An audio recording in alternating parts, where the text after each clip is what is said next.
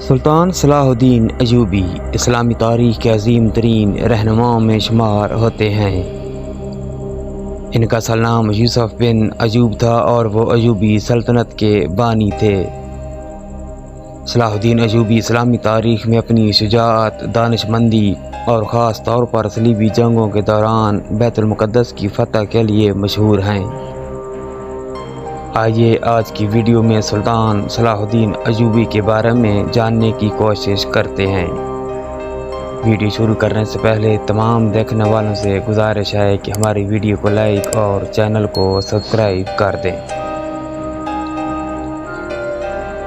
سلطان صلاح الدین ایوبی 1137 یا 1138 عیسوی میں تقریب یعنی عراق میں پیدا ہوئے۔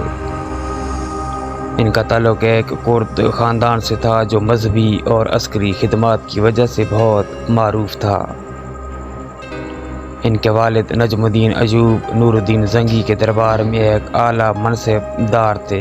صلاح الدین نے اپنی ابتدائی تعلیم دمشق میں حاصل کی اور جلد ہی فوجی میدان میں اپنی صلاحیتوں کا لوہا منوایا۔ صلاح الدین کی شخصیت کا سب سے نمایاں پہلو صلیبی جنگوں میں ان کی فتوحات ہیں۔ سن 1174 میں نور الدین زنگی کی وفات کے بعد صلاح الدین نے شام میں اقتدار سنبھالا اور ایوبی سلطنت کی بنیاد رکھی۔ ان کا سب سے بڑا کارنامہ سن 1187 میں معرکہ حطین تھا، جس میں انہوں نے صلیبیوں کو شکست دی اور بیت المقدس کو فتح کیا۔ اس کامیابی نے اسلامی دنیا میں ان کی مقبولیت کو مزید بڑھا دیا اور وہ عیسائی دنیا میں بھی ایک شجاع اور منصف حکمران کے طور پر معروف ہوئے۔ صلاح الدین ایوبی نے 1187 میں بیت المقدس کو صلیبیوں سے واپس لیا۔ اس فتح کو صلیبی جنگوں کی تاریخ میں ایک اہم موڑ مانا جاتا ہے۔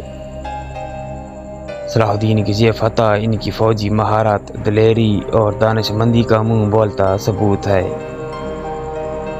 بیت المقدس کی فتح کے بعد انہوں نے شہر میں رہنے والے عیسائیوں اور یہودیوں کے ساتھ نرمی کا برتاؤ کیا، حالانکہ صلیبیوں نے اس سے پہلے مسلمانوں کے ساتھ بہت بدسلوکی کی تھی۔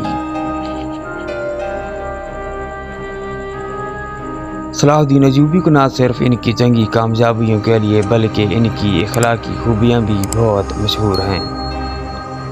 وہ اپنے دشمنوں کے ساتھ بھی رحم دلانہ سلوک کرتے تھے۔ ان کی سب سے مشہور مثال اس وقت کی ہے جب انہوں نے صلیبی جنگجو رچرڈ شیردل کو بیماری کے دوران طبی امداد فراہم کی، حالانکہ وہ ان کا سب سے بڑا دشمن تھا۔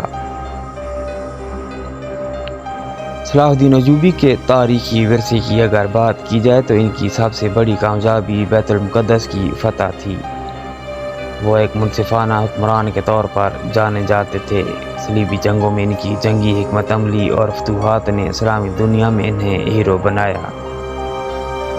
عیسائیوں اور یہودیوں کے ساتھ ان کا رحم دلانہ سلوک ان کے بلند اخلاق کی دلیل ہے۔ سلطان صلاح الدین ایوبی کی وفات 4 مارچ سن 1193 کو دمشق میں ہوئی۔ ان کی موت کے بعد ان کی سلطنت مختلف حصوں میں بٹ گئی، لیکن ان کی عظیم شخصیت اور کارنامے تاریخ میں ہمیشہ کے لیے زندہ رہیں گے۔ ان کا مقبرہ دمشق میں موجود ہے۔ ناظرین، ویڈیو اچھی لگی ہو تو ویڈیو کو لائک اور چینل کو سبسکرائب کر دیں۔